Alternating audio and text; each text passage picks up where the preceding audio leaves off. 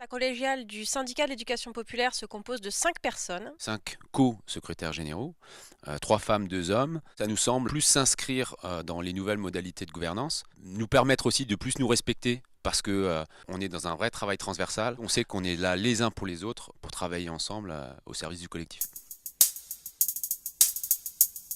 En fait, notre cœur de métier, des gens qu'on représente et avec lesquels on travaille, c'est l'éducation à la démocratie, l'éducation à la citoyenneté. Donc en termes d'action concrète, on a réinterrogé notre organisation syndicale et est-ce qu'elle est vraiment démocratique? Et donc aujourd'hui, on est sur une forme d'hybridation, à la fois en termes de démocratie représentative, puisque chez nous, politiquement, c'est les régions, les secteurs professionnels qui ont le pouvoir politique dans notre organisation, mais aussi une démocratie directe. On organise des congrès, des conseils syndicaux où c'est les adhérents qui viennent et qui décident d'une partie de l'ordre du jour. Il y a des gens qui ne viendraient pas spontanément et donc on a lancé le tirage au sort.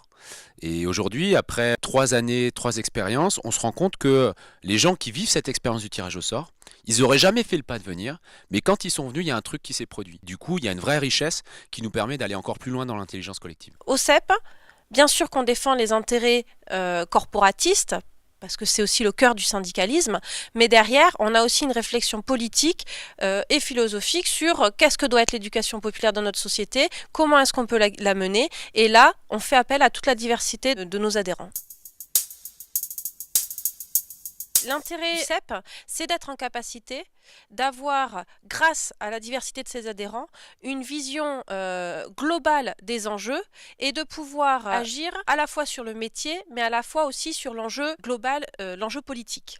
Une des forces de la collégiale, c'est aussi justement de sortir un peu du centralisme parisien. Ça veut dire que notre fonctionnement, on est issu de 5 régions différentes, c'est aussi envoyer le signal que voilà, la France et les décisions ne se jouent pas uniquement à Paris, et notre proximité, notre inscription dans le territoire et notre capacité à travailler à distance, c'est bien montré qu'on est vraiment dans cette logique-là. On travaille sur le sens, donc on travaille sur le long terme, on travaille sur des combats qui vont prendre des mois, des années, et on a une capacité de réaction sur des problématiques à court terme.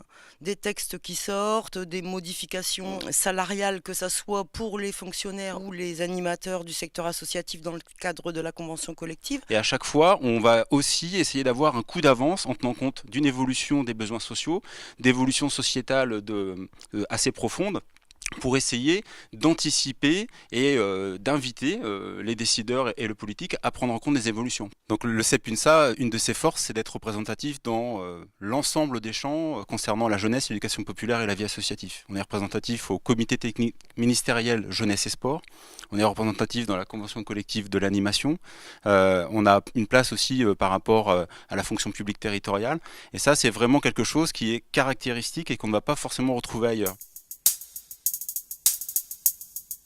L'action et le combat syndical, c'est aussi accepter qu'il ne suffit pas d'être uniquement dans la contestation.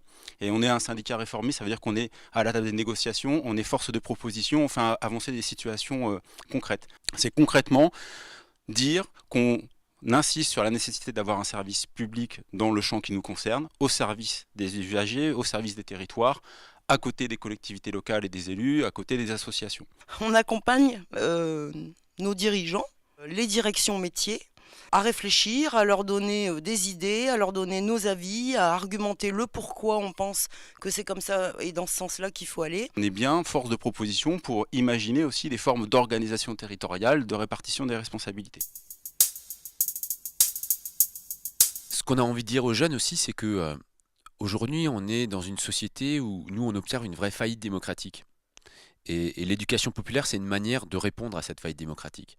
En ce qui concerne le syndicat de l'éducation populaire, on propose des formes d'engagement diverses avec une capacité à s'investir en fonction de ses souhaits et de sa volonté. Et aujourd'hui, s'investir dans un syndicat, c'est surtout s'autoriser à avoir le pouvoir, de pouvoir agir, avoir la capacité à créer et aussi avoir une idée, avoir forgé son esprit critique, forger son opinion sur la société dans laquelle on vit et celle qu'on désire pour demain.